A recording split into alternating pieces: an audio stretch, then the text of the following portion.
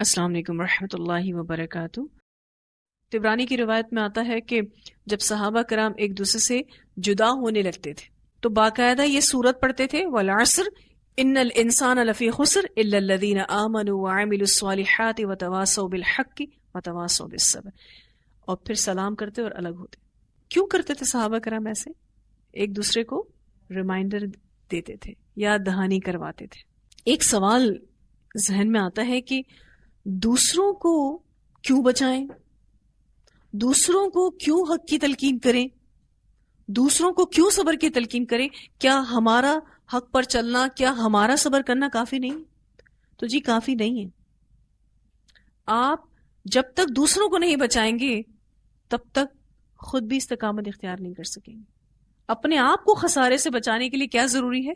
دوسروں کو بھی خسارے سے بچائیے، اپنی بھی فکر کیجیے اور دوسروں کی بھی فکر کیجیے۔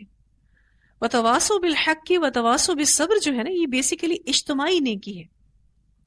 اجتماعی نیکی یہ بالکل اسی طرح سے ہے کہ مثلا میں نے اپنی ایک آنکھ پر ہاتھ رکھا ہے اور میں ایک آنکھ سے آپ سب کو دیکھ رہی ہوں، مجھے آپ سب نظر آ رہے ہیں، لیکن ایک آنکھ بند کر کے ایک آنکھ سے دیکھنا اور دونوں آنکھوں سے دیکھنا فرق ہے۔ نظر تو سب کچھ آ رہا ہوتا ہے۔ اللہ نے ناک کے دو نتھنے دیے ہیں نا، ایک پر ہاتھ رکھیں، ایک سے سانس لیجیے، کمفرٹیبل آپ دونوں ہی نتھنوں سے سانس لے کر ہوں گے۔ پھر اسی طرح سے آپ ایک پیر پر چل کر دیکھ لیں، چل لیں گے آپ، اور گرتے پڑتے لڑکھڑاتے منزل پر پہنچ بھی جائیں گے، لیکن جو دو پیروں سے چلنا ہے اس کی بات ہی کچھ اور ہے۔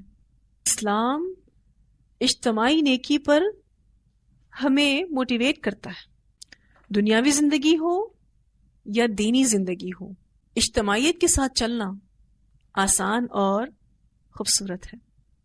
ایک دوسرے کا ہاتھ تھام کر چلنا بہت فائدہ مند ہے اور آسان ہے، بجائے اکیلے اکیلے چلنے سے۔ ایک دوسرے سے تعاون کرنا، اور جب ہم مل کر کام کرتے ہیں تو ہم کتنا کچھ ایک دوسرے سے سیکھتے ہیں، اور اگر اکیلے اکیلے کام کرتے ہو کئی طرح کی غلطیاں آپ کریں گے۔ مل کر کام کرنے والوں کے لیے باقاعدہ حدیث میں ایک بشارت ہے کہ جماعت پر اللہ کا ہاتھ ہوتا ہے، اور جو ٹوٹ کر الگ سے کام کرتے ہیں ان کے کاموں میں کوئی خیر و برکت نہیں ہوتی۔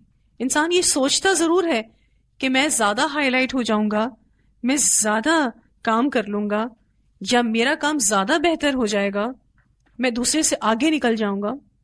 نقصان ہے اس کا، فائدہ نہیں ہے۔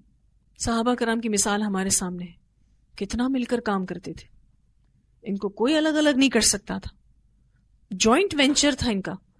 اور اس جوائنٹ وینچر کی وجہ سے وہ دور جو میڈیا کا دور نہیں تھا، ان کی وہ تعلیمات جو انہوں نے نبی اکرم صلی اللہ علیہ وسلم سے سیکھی آج ہم تک پہنچی ہیں۔ آج اتنا میڈیا کا دور ہے، ہر بندہ میڈیا پر ایکسس کرتا ہے، لیکن وہ برکتیں پھر بھی وہ حاصل نہیں کر پاتا۔ کیوں؟ کیونکہ اجتماعیت نہیں ہے، بکھرے ہوئے ہیں لوگ، ٹوٹے ہوئے ہیں لوگ، اپنی ایک چھوٹی سی الگ مسجد بنا کر اس میں عبادت کرنے پر خوش ہیں۔ اجتماعی نیکی کی طرف موٹیویٹ کیا گیا ہے کہ مل کر کام کرو، دیکھو ایک دوسرے کا ہاتھ تھام کر کام کرو، ایک دوسرے کو سپورٹ کرو، یہ تمہارے لیے فائدہ مند ہے۔